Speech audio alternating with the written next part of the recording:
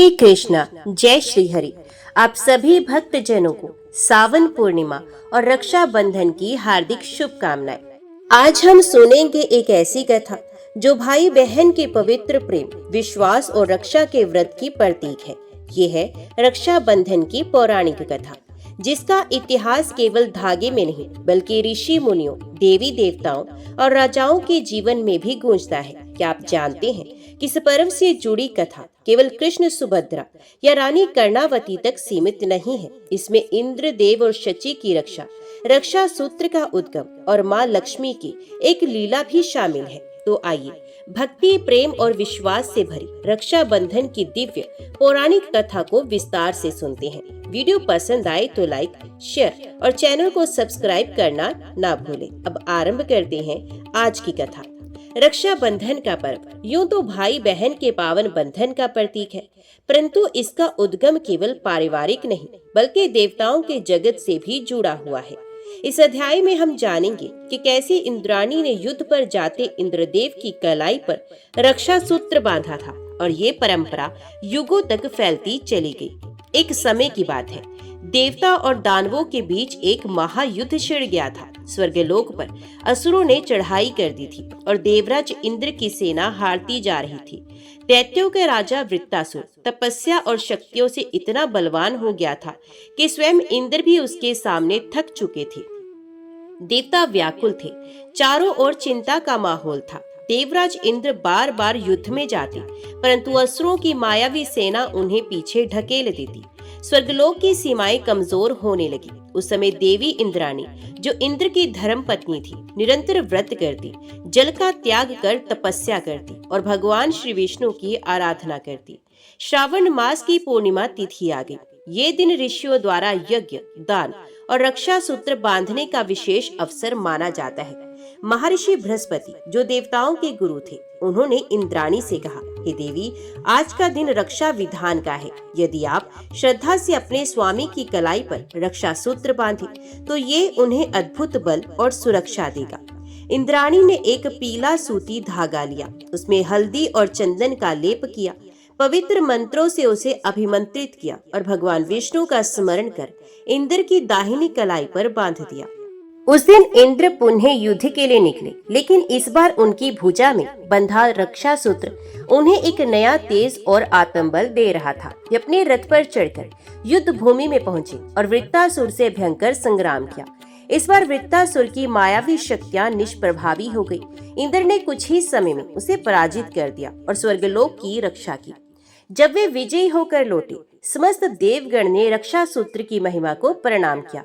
इंद्राणी के प्रेम और विश्वास ने एक महान परंपरा को जन्म दिया कि जब भी कोई प्रियजनों की रक्षा की चिंता करे, वे श्रद्धा से रक्षा सूत्र बांध सकता है। ये केवल एक धागा नहीं था, ये था प्रार्थना, प्रेम और शक्ति का प्रतीक। रक्षाबंधन केवल भाई बहन का पर्व नहीं है, बल्कि इसका आरंभ स्वर्गलोक में इंद्राणी और इंद्र से हुआ है। रक्षा सूत्र में नारी की भक्ति, तप और आशीर्वाद की शक्ति छुपी होती है।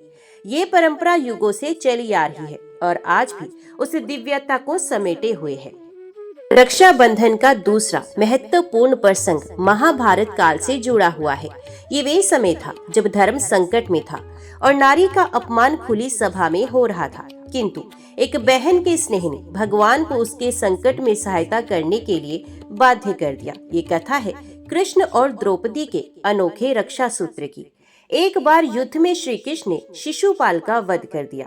उस समय उनका हाथ तलवार से हल्का सा कट गया, रक्त बहने लगा। सभा में सभी चकित रह गए, लेकिन द्रौपदी, जो वहीं उपस्थित थी, आगे बढ़ी। उन्होंने तुरंत अपनी रेशमी साड़ी के किनारे को फाड़ा और श्री कृष्ण की उंगली पर बांध दिया। वे एक क्षण था, सिर्फ एक छोटा सा कपड़ा, पर उसमें था सच्चा प्रेम, स्नेह और चिंता। श्री कृष्ण ने उस पल अपनी आंखें मूंद कर प्रण किया, हे सखी, इस ऋण को मैं युगों तक नहीं भूलूंगा। जब भी तुम्हारे सम्मान पर संकट आएगा, तुम्हारा सखा तुम्हारी रक्षा के लिए प्रकट होगा। समय बीता, पांडव जुए में अपना सब कुछ हार बैठे, धन, राज्य, अस्त्र और अंत में द्रौपदी को भी। कौरवों ने भरी सभा में द्रौपदी को अपमानित कर दिया। दुशासन ने उसे खींचकर लाने का आदेश दिया। सभा में भीष्म, द्रोण, कर्ण जैसे महापुरुष मौन बैठे थे। द्रौपदी रो पड़ी। वे सबकी ओर देखती रही, पर कोई रक्षा के लिए आगे नहीं आया। तब उसने आंखें मूंद कर एक ही नाम पुकारा, गोविंद, मुरारी, द्वारकाधीश, अब आपकी सखी आपकी लाज की भीख मांगती है। श्री कृष्ण जो दूर द्वारका में थे, तुरंत अंतर्यामी रूप से द्रौपदी की पुकार सुनकर सक्रिय हुए। जैसे ही दुशासन ने उसकी साड़ी खींचनी शुरू की, वे साड़ी बढ़ती ही गई, लंबी होती गई। बांधते बांधते दुशासन थक गया, लेकिन साड़ी कभी समाप्त हुई ही नहीं। सभा हतप्रभ रह गई, कौरवों का सर झुक गया और द्रौपदी का सम्मान अक्षुण्ण रहा। इसके बाद श्री कृष्ण ने द्रौपदी को सदा सर्वदा के लिए ये भरोसा दिलाया, जिसने मेरे रक्त के लिए एक रेशम का रेश बांधा, मैं उसके जीवन के हर संकट में बनूंगा उसकी रक्षा की ढाल। रक्षा बंधन में केवल रक्षा सूत्र बांधना नहीं है, यह एक आत्मीय बंधन है, जहाँ प्रेम, विश्वास और समर्पण ही रक्षा का सबसे बड़ा अस्त्र होता है। कृष्ण और द्रौपदी का रिश्ता भाई बहन जैसा नहीं, पर उससे भी कहीं अधिक आत्मिक था, जहाँ कृष्ण ने कभी लिया नहीं, सिर्फ दिया था। द्रौपदी ने श्री कृष्ण को रक्षा सूत्र नहीं बांधा, परंतु उनका खून रोककर प्रेम और सेवा की डोरी बांधी। श्री कृष्ण ने उसे युगों तक निभाया। यही रक्षा बंधन का असली अर्थ है, प्रेम की रक्षा करना और संकट में साथी बनना। जब कोई भक्त अपने ईश्वर को संकल्प के साथ बांध ले, तो ईश्वर भी बंधन में बंध जाते हैं। रक्षा बंधन की वैष्णव परंपरा का ये अध्याय एक ऐसे राक्षस भक्त की कथा है, जिसने भगवान विष्णु को अपने द्वारपाल के रूप में बांध लिया। यह है राजा बलि, भगवान विष्णु और माता लक्ष्मी की कथा। राजा बलि दैत्यराज प्रहलाद के पुत्र थे। वे निष्ठावान, तपस्वी, दानी और परम भक्त थे। उनकी कीर्ति और यज्ञ इतने प्रभावशाली हो गए कि उन्होंने स्वर्ग तक को जीत लिया। देवता भयभीत हो गए। इंद्रदेव, ब्रह्मा जी और अन्य सभी देवता भगवान श्री विष्णु के पास पहुंचे और सहायता मांगी। भगवान विष्णु मुस्कुराए और वामन अवतार लेकर बलि के यज्ञ में पहुंचे। वामन रूप में भगवान विष्णु ने बलि से कहा, हे दानवीर, मुझे केवल 3 पग भूमि चाहिए। बलि हंसे और बोले, हे ब्राह्मण, मांग लीजिए जितना चाहे, 3 पग क्या है। वामन ने मुस्कुराकर कहा, केवल 3 पग ही चाहिए, कुछ और नहीं। बलि ने वचन दे दिया। तब वामन ने अपना विराट रूप धारण किया। पहले पग में पृथ्वी, दूसरे में आकाश और तीसरे के लिए स्थान नहीं बचा। बलि ने झुककर कहा, हे प्रभु, तीसरा पग मेरे सर पे रखिए। भगवान ने ऐसा ही किया और बलि को पाताल में भेज दिया। किंतु बलि की भक्ति से प्रसन्न होकर उन्हें वरदान दिया कि वे पाताल लोक के अधिपति होंगे और विष्णु स्वयं उनके द्वारपाल बनकर वहां निवास करेंगे। भगवान विष्णु पाताल चले गए और बलि के द्वारपाल बन गए। देवताओं और विशेष रूप से माता लक्ष्मी को ये स्वीकार नहीं था। वे चिंतित थी। एक दिन माता लक्ष्मी एक ब्राह्मणी का रूप धरकर राजा बलि के पास पहुंची। उन्होंने कहा, मुझे आपके घर में शरण चाहिए। मैं रक्षा बंधन का व्रत कर रही हूँ। मेरे भाई नहीं है, आप मेरी रक्षा करें। बलि ने उन्हें बहन रूप में स्वीकार किया। लक्ष्मी जी ने रक्षा सूत्र बांधा। बलि ने कहा, आज से तुम मेरी बहन हो, जो चाहे मांग लो। लक्ष्मी मुस्कुराई और बोली, तो अपने द्वारपाल को मुझे सौंप दो, वो मेरे स्वामी हैं, भगवान विष्णु। बलि हंसे और भावुक हो गए। तुमने भाई बनाकर जो बांध दिया, उससे बड़ा कोई बंधन नहीं। भगवान विष्णु तुम्हारे हैं और अब मेरी बहन भी। ये पर्व केवल भाई बहन का नहीं, ये प्रेम, विश्वास और कर्तव्य का है। लक्ष्मी ने रक्षा सूत्र बांधकर भगवान को पुनः देवताओं के पास लौटाया। बलि ने अपने वचन को निभाया, अपने प्रिय द्वारपाल को छोड़ दिया। रक्षा बंधन की जड़ें केवल पारिवारिक नहीं, आध्यात्मिक और पौराणिक भी हैं। लक्ष्मी ने बलि को भाई बनाया और उस संबंध ने एक महान त्याग को जन्म दिया। यही है बंधनों में छिपा धर्म, प्रेम और आत्मा का सौंदर्य। रक्षा बंधन केवल एक पर्व नहीं, एक आत्मिक संकल्प है, जहाँ प्रेम का धागा मृत्यु तक को रोक देता है।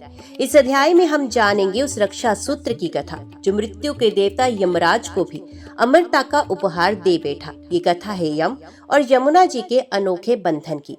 कहा जाता है कि सूर्य देव और संज्ञा की संतानें थी यमराज और यमुना जी। दोनों भाई बहन एक दूसरे से अत्यंत स्नेह रखते थे, परंतु काल चक्र के साथ यमराज मृत्यु के अधिपति बन गए और यमुना जी धरती पर बहती हुई नदी बन गई। यमुना जी को अपने भाई की बड़ी याद आती थी। वे बार बार आमंत्रण भेजती और कहती, भैया यम, एक बार मेरे घर आओ, मैं तुम्हारे हाथों में रक्षा सूत्र बांधना चाहती हूँ। पर यम मृत्यु के कार्यों में इतना व्यस्त रहते कि वे आने का समय निकाल नहीं पाती। एक दिन यमुना जी ने प्रण लिया, यदि आज यम नहीं आए तो मैं उपवास रखूंगी। उस दिन श्रावण पूर्णिमा थी। यमराज को अंततः अपनी बहन की पुकार सुनाई दी।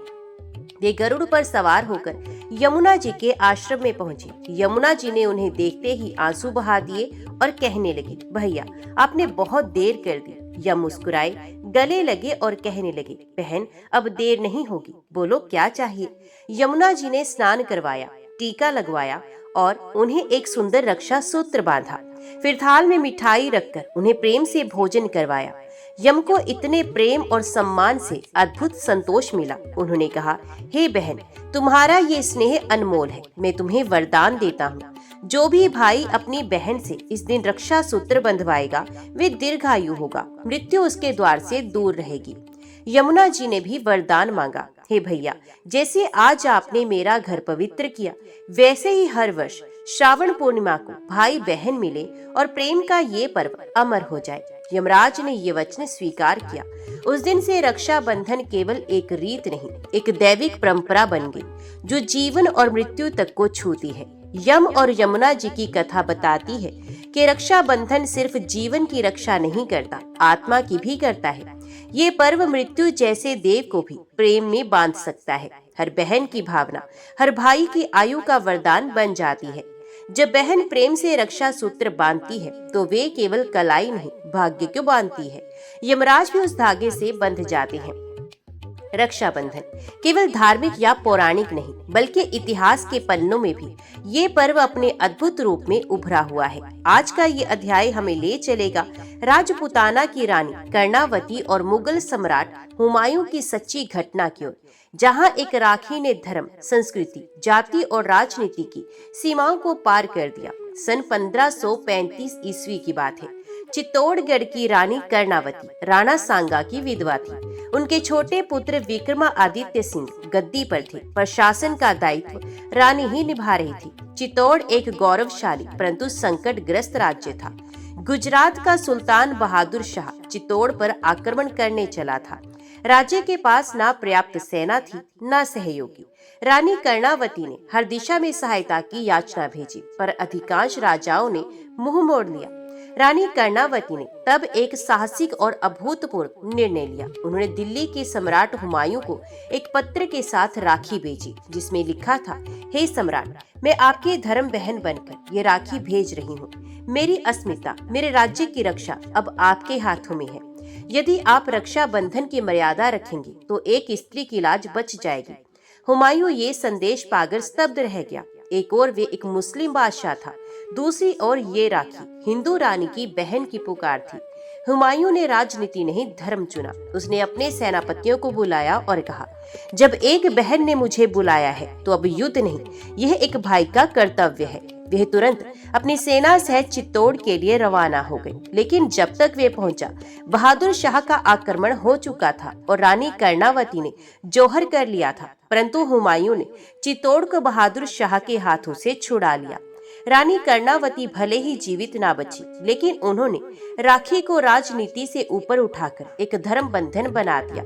हुमायूं की रक्षा, उसके आंसू और उसकी प्रतिज्ञा आज भी इतिहास के पन्नों में अमर है। राखी केवल सगी बहन का अधिकार नहीं, ये संबंधों से ऊपर उठी हुई आत्मा की पुकार हो सकती है। रानी कर्णावती ने राखी के धागे को हथियार बना दिया और हुमायूं ने एक बहन की लाज बचाने के लिए सम्राट का ताज उतार फेंका। राजाओं के तख्त हिल सकते हैं, पर एक राखी से बंधा भाई धर्म की रक्षा के लिए प्राण तक दे सकता है। रक्षाबंधन केवल शारीरिक रक्षा का व्रत नहीं, ये आत्मिक जुड़ाव और भक्ति के धागे का भी पर्व है। इस अध्याय में हम जानेंगे कैसे संत मीरा ने अपने प्रभु श्री कृष्ण को ही भाई, प्रियतम और रक्षक बनाया और एक दिन उन्होंने भगवान की कलाई में भी रक्षा सूत्र बांधा। राजस्थान के कुडकी गांव में जन्मी मीराबाई बचपन से ही श्री कृष्ण की उपासिका थी। जब वे मात्र 5 वर्ष की थी तो एक दिन उन्होंने एक बारात देखी और माँ से पूछा, माँ, मेरा दूल्हा कौन होगा? माँ ने खेल खेल में सामने रखे श्री कृष्ण की मूर्ति की ओर इशारा करते हुए कहा, यही है तेरे दूल्हे। बस उस दिन से मीरा ने उन्हें अपना सर्वस्व मान लिया। राजमहलों में रहते हुए भी मीरा का मन केवल शाम में रमता। वे मंदिरों में नाचती, गाती और दिन रात श्री कृष्ण से बातें करती। उनके लिए कृष्ण मित्र भी थे, प्रियतम भी थे और भाई भी। रक्षाबंधन का दिन आया। महल में सभी महिलाएं अपने अपने भाइयों को राखी बांध रही थी। मीरा मुस्कुरा रही थी क्योंकि उनके पास ना कोई सगा भाई था और ना ही उन्हें किसी और की आवश्यकता थी। मीरा ने अपने श्रृंगार थाल में चंदन, अक्षत, रेशमी धागा और तुलसी दल रखे। वे सीधे मंदिर में गई, कृष्ण की मूर्ति को नहलाया, टीका लगाया और सजीव भाव से कहा, हे नंदलाल, आज मेरी राखी स्वीकार करो। मुझे कोई सगा भाई नहीं चाहिए, बस तुम रहो तो जीवन भर रक्षा होती रहेगी। उन्होंने श्री कृष्ण की कलाई में पीले धागे का रक्षा सूत्र बांधा और उसी क्षण मीरा को ऐसा लगा मानो भगवान मुस्कुरा रहे हो और उनका आशीर्वाद सिर पर उतर रहा हो। मीरा पर अनेक संकट आए। परिवार ने उनका अपमान किया।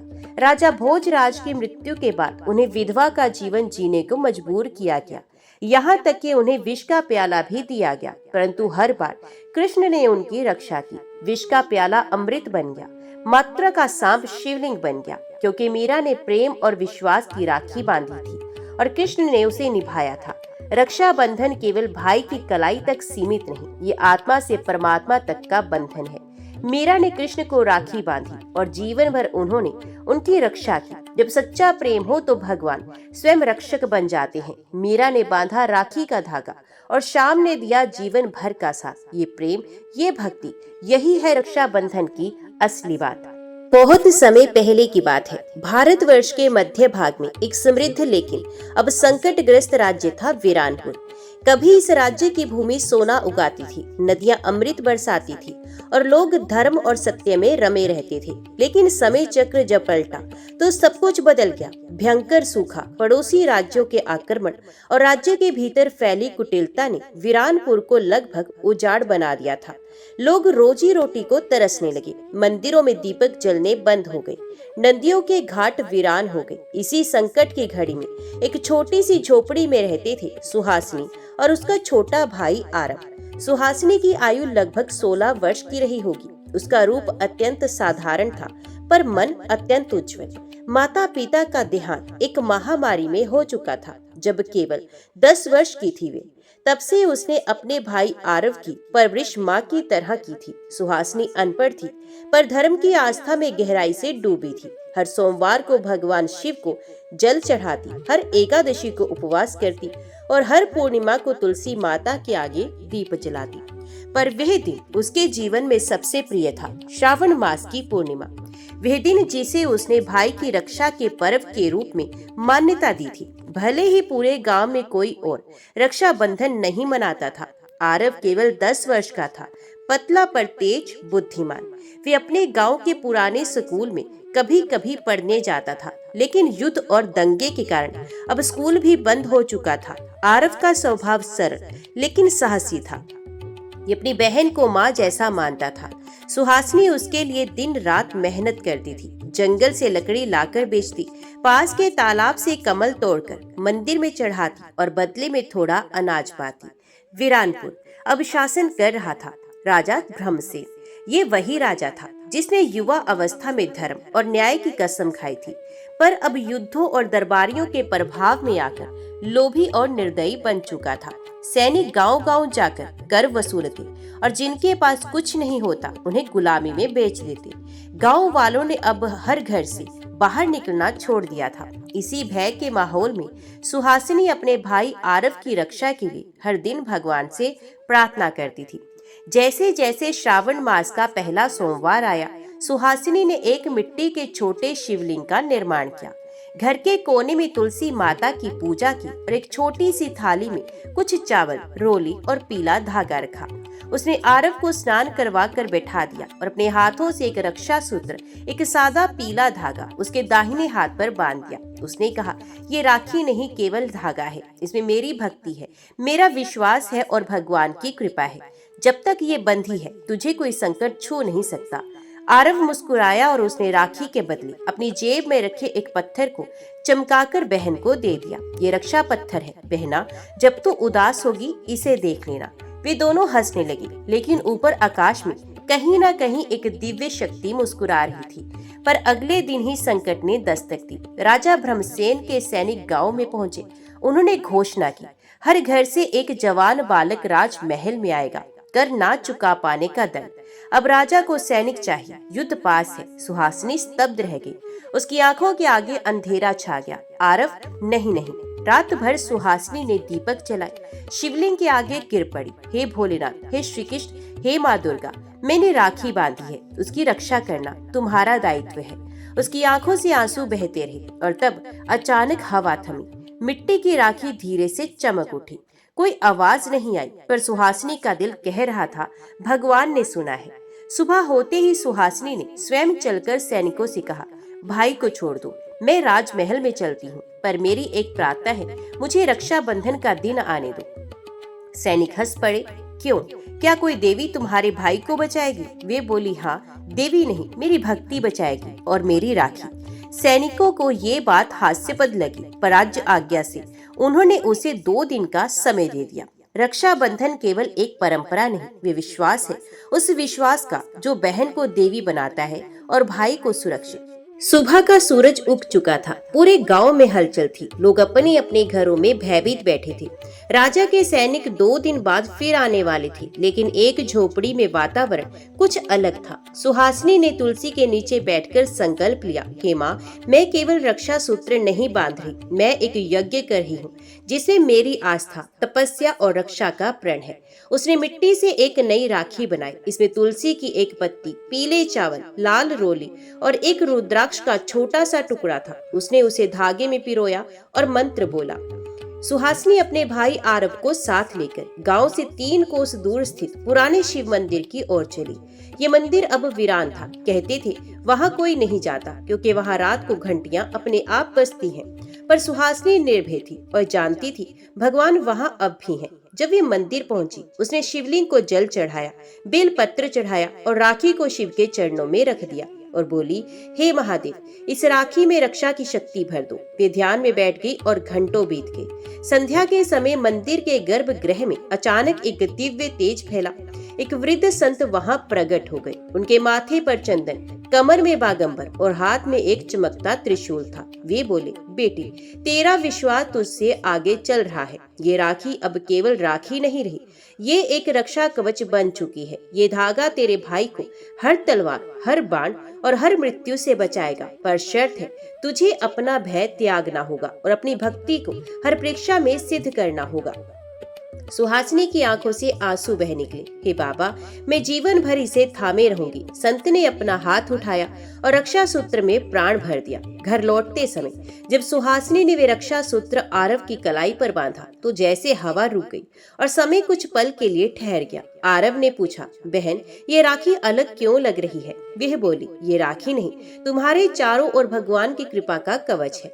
रात को जब दोनों सो गए, एक अद्भुत सपना आया। भगवान श्री कृष्ण उनके आंगन में आए और कहने लगे, हे सुहासिनी, रक्षा सूत्र में यदि सच्चा प्रेम और विश्वास हो तो वे स्वयं भगवान को रक्षा हेतु उतरना पड़ता है। तुम जैसे भक्तों के कारण ही ये लोक चलता है। सुबह होते ही सुहासिनी ने वह सपना एक कागज पर लिख लिया, ताकि आने वाली पीढ़ियां जान ले कि राखी का धागा केवल एक रस्म नहीं, एक चमत्कार है। दूसरे दिन सैनिक फिर गांव पहुंचे। गांव के लोग डर से कांप उठे, पर इस बार सुहासिनी ने उन्हें रोका नहीं। वे स्वयं आगे बढ़ी और कहने लगी, मैं और मेरा भाई चलने को तैयार है, पर ध्यान रहे, ये रक्षा सूत्र अब केवल धागा नहीं, स्वयं भगवान का वचन है। जो अन्याय करेगा उसका विनाश निश्चित है। सैनिक हंसे। एक लड़की के धागे से क्या होगा? पर उनके नेता ने जब आरव की कलाई की राखी को देखा तो उसकी आंखों में एक पल का डर उभर गया। वे पीछे हट गया। ठीक है, चलो राजा के सामने देखेंगे तुम्हारा रक्षा सूत्र क्या कर पाता है। राजमहल में राजा भ्रमसेन ने सुहासिनी को देखा, एक निर्धन पर तेजस्वी कन्या। उसने कहा, तुम्हारे पास कर चुकाने को कुछ नहीं, फिर क्यों भाई को युद्ध में ना भेजो? राजा ने क्रोध से पूछा। सुहासिनी ने निडर होकर उत्तर दिया, मेरे पास राखी है, वो रक्षा करती है और मेरी भक्ति है जो विनाश को भी पलट देती है। यदि मेरा भाई युद्ध करेगा तो आप देखेंगे कैसे राखी देवताओं का कवच बन जाएगी। राजा ने हंसते हुए कहा, तो ठीक है, मैं तेरा इम्तिहान लूंगा। तेरे भाई को सबसे खतरनाक मोर्चे पर भेजा जाएगा। रात हो चुकी थी। महल की कोठरी में सुहासिनी और आरव बंद थे। आरव ने पूछा, क्या मैं बचूंगा? बहन मुस्कुराई और उसने कहा, जब तक मेरी सांसें हैं और भगवान की कृपा है, तुझ पर आंच नहीं आने दूंगी। और फिर उसने वह रक्षा सूत्र थाम कर आंखें बंद की और कहने लगी, हे भगवान, कल युद्ध है, पर जीत आपकी होगी, क्योंकि राखी केवल रक्षा का नहीं, विश्वास का प्रतीक है। राजमहल के अंधेरे गलियारों में एक कोठरी में बैठी थी सुहासिनी और उसके पास लेटा था उसका छोटा भाई आरव। चारों ओर सन्नाटा था। केवल दीवार की एक दरार से चांद की रोशनी छन छन कर अंदर आ रही थी। कोठरी की उस टुकड़ी पर जहां आरव की कलाई पर बंधा हुआ रक्षा सूत्र मंद मंद चमक रहा था, सुहासिनी मौन थी, लेकिन भीतर जल रहा था विश्वास का दीपक। उसी समय महल के भीतर सभा लगी थी। राजा भ्रमसेन, सेनापति विराट और दरबारियों के साथ युद्ध रणनीति बना रहे थे। पड़ोसी राज्य चंद्रगढ़ ने युद्ध की चुनौती दी थी। राजा ने कहा, इस युद्ध में हमें ऐसे सैनिक चाहिए जो सिर्फ तलवार नहीं, आत्म बल लेकर जाए। हम आरव जैसे किशोरों को आगे भेजेंगे और उनकी आस्था की परीक्षा लेंगे। ये लड़की बहुत बोलती है, अब देखेंगे राखी क्या बचा लेती है। सेनापति ने सिर झुकाकर उत्तर दिया और कहा, कल सूर्य उदय के साथ आरव को अग्र पंक्ति में भेज दिया जाएगा। उस रात सुहासिनी ने कोठरी में एक कोना साफ किया, वहां मिट्टी का शिवलिंग बनाया और रक्षा सूत्र को शिवलिंग के चारों ओर लपेट दिया। ये पूरी रात उपवास में बैठी रही और कहने लगी, हे शिव शंकर, यदि इस धागे में मेरी भक्ति है तो मेरा भाई मृत्यु को भी मात देगा। हे श्री कृष्ण, तुमने द्रौपदी की लाज बचाई थी, अब मेरे भाई की जान बचाओ। उसकी आंखों से आंसू बहते रहे, लेकिन उन आंसुओं से धागे की चमक और बढ़ती गई। सूरज की पहली किरण के साथ शंखनाद हुआ। राजमहल से सेना निकली और सबसे आगे था नन्हा आरव, जिसका हाथ कांप रहा था, पर उसके कलाई पर बंधा रक्षा सूत्र स्थिर था। सेनापति ने उसे एक तलवार दी और कहा, तुम्हें मोर्चे की सबसे कठिन दिशा में अकेले भेजा जाएगा। यदि जीवित लौटे तो तुम्हारे देवताओं को हम मान लेंगे। सुहासिनी ने आरव के माथे पर रोली का तिलक लगाया और कहा, डरो मत, पीछे तुम्हारी बहन नहीं, तुम्हारा भगवान खड़ा है। मिट्टी की उधड़ी हुई जमीन, आकाश में उड़ती धूल और चारों ओर दुश्मनों की गूंजती हुंकार। आरव कांपते पांवों से मैदान में उतरा। तलवार हाथ में थी, पर अनुभव शून्य। पहला शत्रु उसकी ओर दौड़ा। ध्यान दे, जैसे ही शत्रु की तलवार आरव के पास आई, रक्षा सूत्र की चमक ने एक तेज प्रकाश उत्पन्न किया और तलवार टूटकर जमीन पर गिर पड़ी। दूसरा शत्रु दौड़ा, लेकिन अचानक उसका घोड़ा रुक गया, मानो अदृश्य दीवार ने रोक दिया हो। आरव चकित था, उसकी आंखें बहन को याद कर रही थी और रक्षा सूत्र जल रहा था जैसे अग्नि। राजमहल के मंदिर में बैठी सुहासिनी आंखें मूंदकर रक्षा सूत्र को थामे बैठी थी। तभी एक मधुर सी बांसुरी की धुन उसके कानों में आई। उसने आंखें खोली और देखा, एक दिव्य पुरुष खड़ा था, नील वर्ण, मोर पंख मुकुट और मुस्कान में संपूर्ण ब्रह्मांड। उसने कहा, बहन चिंता मत कर, जिस धागे को तूने प्रेम से बांधा है उसमें अब मेरा वचन है। जब तक तेरा विश्वास है, तेरा भाई अजय रहेगा। श्री कृष्ण ने रक्षा सूत्र की ओर हाथ बढ़ाया और उसमें स्वयं के तेज का अंश समाहित कर दिया। अब आरव केवल एक बालक नहीं था, वे चलने लगा तो जैसे धरा स्थिर हो गई। उसके चारों ओर एक अदृश्य कवच बन चुका था। दुश्मनों की तलवारें उसकी देह से इंच भर दूर रुक जाती, बाण हवा में धुल जाते।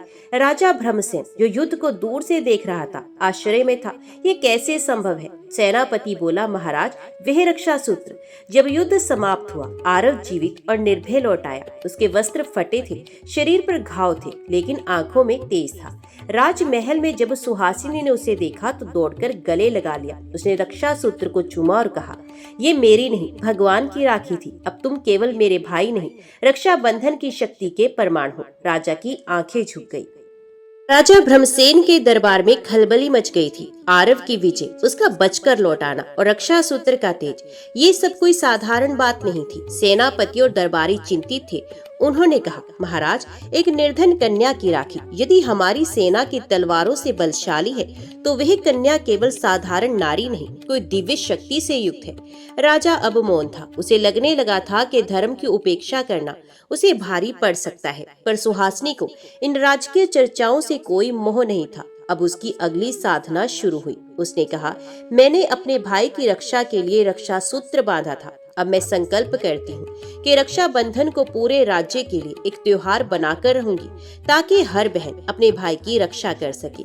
वे 7 दिन के व्रत पर बैठी। प्रत्येक दिन वे केवल तुलसी पत्र और गंगा जल से पूजन करती और रात्रि में शिव मंत्रों का जप करती। ओम नमः शिवाय। सप्ताह बीत चुका था। 8वें दिन प्रातः जब वे तुलसी के समीप ध्यान में लीन थी, अचानक चारों ओर तेज प्रकाश फैल गया।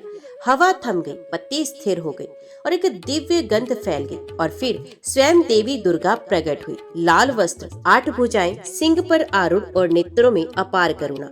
उन्होंने कहा, बेटी सुहासिनी, तेरी भक्ति, तेरा त्याग और तेरा विश्वास मुझे खींच लाया है। तू केवल बहन नहीं, तू आदि शक्ति की प्रतिनिधि है। सुहासिनी ने चरणों में गिरकर प्रार्थना की और कहा, हे माँ, रक्षाबंधन को एक उत्सव का रूप दीजिए, ताकि हर बहन अपनी भक्ति से भाई को सुरक्षित रख सके। मेरे जैसे अनगिनत बहनों के हृदय में ये आस्था सदैव बनी रहे। देवी मुस्कुराई और उन्होंने कहा, तथास्तु। श्रावण मास की पूर्णिमा को जो बहन प्रेम से अपने भाई को रक्षा सूत्र बांधेगी, उस भाई की रक्षा स्वयं मैं करूंगी। उन्होंने अपनी एक भुजा से एक दिव्य राखी निकालकर सुहासिनी को दी और कहा, ये दिव्य राखी अब से तेरी अमानत है। इसे तुझे जन जन तक पहुंचाना है। और एक चमक के साथ देवी अंतर ध्यान हुई। अब सुहासिनी ने गांव की अन्य बहनों को बुलाया और अपनी कथा सुनाई।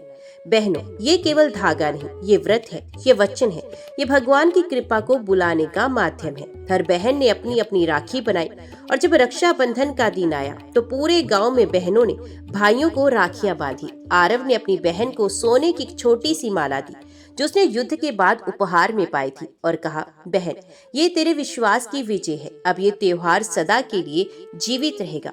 उसी दिन राजा ने सभा में घोषणा की, मैंने एक बहन की शक्ति को कम मांगा था। अब से रक्षाबंधन हमारे राज्य का राजकीय पर्व होगा। सभी बहनों को इस दिन विशेष सम्मान और उपहार दिया जाएगा। और फिर सुहासिनी को राज्य धर्म कन्या की उपाधि दी गई। एक बहन की आस्था ने न केवल भाई की रक्षा की, बल्कि संपूर्ण राज्य को धर्म की ओर मोड़ दिया। रक्षाबंधन केवल भाई की सुरक्षा नहीं, बहन की साधना, शक्ति और श्रद्धा का प्रतीक बन गया। बहुत समय पहले की बात है। एक छोटे से नगर में महादेव का एक प्राचीन मंदिर था। उस नगर में एक गरीब ब्राह्मण परिवार रहता था। ब्राह्मण का नाम था देवदत्त और उसकी पत्नी का नाम था शिवा। देवदत्त अत्यंत धर्मपरायण, सत्यवादी और शिव भक्त था, परंतु समय की मार ने उन्हें निर्धन बना दिया था। वे हर दिन मंदिर में बैठकर भगवान शिव की आरती करता और अपनी थाली में 2 रोटियां लेकर मंदिर के बाहर किसी भूखे को खिला देता। एक दिन सावन मास की पूर्णिमा थी। पूरा नगर व्रत और पूजन में लीन था, लेकिन देवदत्त और उसकी पत्नी के पास पूजा की सामग्री तो दूर, दिन भर का अन्न भी नहीं था। शिवा ने रोते हुए कहा, नाथ, आज सावन मास की पूर्णिमा है। लोग बेल पत्र चढ़ा रहे हैं, पूजा कर रहे हैं। हमारे पास तो दीपक जलाने को भी घी नहीं है। देवदत्त मुस्कुराया और बोला, शिवा, चिंता मत करो। जिसका नाम लेकर हमने जीवन बिताया है, वे स्वयं आज हमारी परीक्षा ले रहा है। आओ हम उपवास करें और केवल ओम नमः शिवाय का जाप करें। दोनों ने व्रत किया, निर्जल रहे और रात्रि में मंदिर में जाकर मिट्टी के दीपक में तेल के स्थान पर जल डालकर दीप जला दिया और बेलपत्र अर्पित किया। रात को मंदिर में सोते समय एक दिव्य प्रकाश प्रकट हुआ और भगवान शिव स्वयं प्रकट हुए। देवदत्त और उसकी पत्नी भाव विभोर हो उठे। भगवान शिव बोले, हे भक्त, तूने मुझ पर पूर्ण श्रद्धा और विश्वास रखा। सावन की पूर्णिमा पर जिस प्रकार तूने जल से दीप जलाया, ये मेरी आराधना का सर्वोच्च रूप है। तू जो चाहे वरदान मांग ले। देवदत्त की आंखों से आंसू बहने लगे। उसने कहा, हे भोलेनाथ, मुझे कोई धन दौलत नहीं चाहिए, बस इतना आशीर्वाद दीजिए कि हर जन्म में आपका भक्त रहूं और भक्ति से कभी डिगू नहीं। शिव मुस्कुराए और बोले, तेरी इच्छा पूर्ण होगी, पर साथ ही तेरे घर में अन्न, धन और शांति की वर्षा होगी। ये सावन पूर्णिमा का व्रत जो तूने किया है, वही भविष्य में हजारों लोगों का उद्धार करेगा। इसके बाद भगवान अंतर ध्यान हो गई। अगली सुबह जब देवदत्त और शिवा उठे तो देखा कि घर में चावल, घी, आभूषण और वस्त्रों का ढेर लगा हुआ है। नगरवासी उन्हें प्रणाम करने लगे। राजा स्वयं आकर उनसे आशीर्वाद मांगने लगे। देवदत्त अब केवल एक भक्त नहीं रहे, ये सावन पूर्णिमा व्रत के जीवित प्रमाण बन चुके थे। ये कथा हमें सिखाती है कि सच्ची भक्ति, श्रद्धा और विश्वास से भगवान अवश्य प्रसन्न होती हैं। सावन पूर्णिमा का व्रत केवल नियमों का पालन नहीं, बल्कि आत्मा की शुद्धता और संकल्प की दृढ़ता का प्रतीक है। जिस व्रत को श्रद्धा, उपवास और भगवान शिव के नाम जप के साथ करता है, उसे जीवन में कभी किसी वस्तु की कमी नहीं होती। ओम नमः शिवाय। हर हर महादेव।